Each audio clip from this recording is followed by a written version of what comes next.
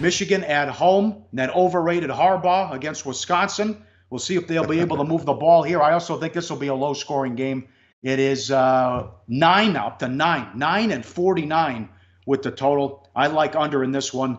Michigan against Wisconsin. Hornibrook did a good job coming back against Iowa and getting the win. And we'll see here. But just the Badgers lost as a 3-touchdown favorite at home to BYU. I just don't think they're that good. But we'll see. I mean, they had issues last week. Michigan had issues last week before they pulled away against Maryland. I don't think Taylor and Wisconsin will be able to run the ball, though, on a good Michigan run defense. And that's the key here. When you talk about Michigan's defense and why the Wolverines are getting all of this betting market respect on a third, whatever, the money's been coming on Michigan all week. From the opener, we're sitting at 7.5, and now we're looking at 9s. And why is that money coming to Michigan? Simple. The stats. Defensively, the Michigan defense is ranked number 1 in the country, fewest yards per game allowed. Period. So the markets, and certainly the wise guy markets, react strongly to stats like that, defensive stats, elite defensive stats. Michigan's D was rock solid last year. Obviously, it's certainly been elite this year. The defense good enough to get the job done, getting the cover against Maryland last week, of course, with Shea Patterson finally showing some signs of getting comfortable in what Harbaugh wants to do.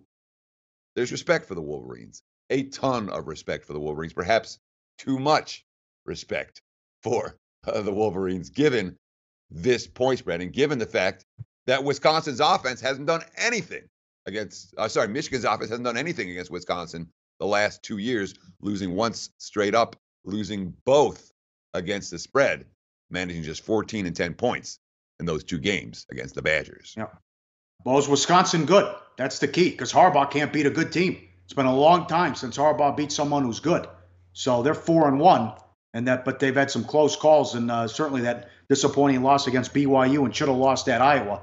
Although Hornibrook took them 95 yards, I give them credit there. So if they win, they're 6-1. They still got some big games coming up. They travel to Ohio State, and they got that Penn State showdown coming up as well. But I think the lines, this is getting out of control now, up to 9. Sure, but no, I mean, Hornibrook last year hit A.J. Taylor for 2 big touchdowns in that ball game. There was, one in the third quarter, another in the fourth. Hornibrook is not a quarterback that I'm really confident in against a good defense. We've seen the accuracy isn't there. He's not a guy who's gotten better as his career has progressed.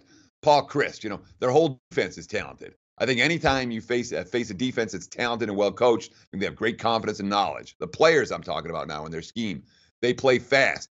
And so I think the strength of that defense, they have a number of talented players, so you can't focus on only one. I don't know where Wisconsin gets their points in this game. The question is, can Michigan's offense move the football against a defense that has really stifled them the last couple of years? No argument here with your opinion towards the under in this one. Like the show?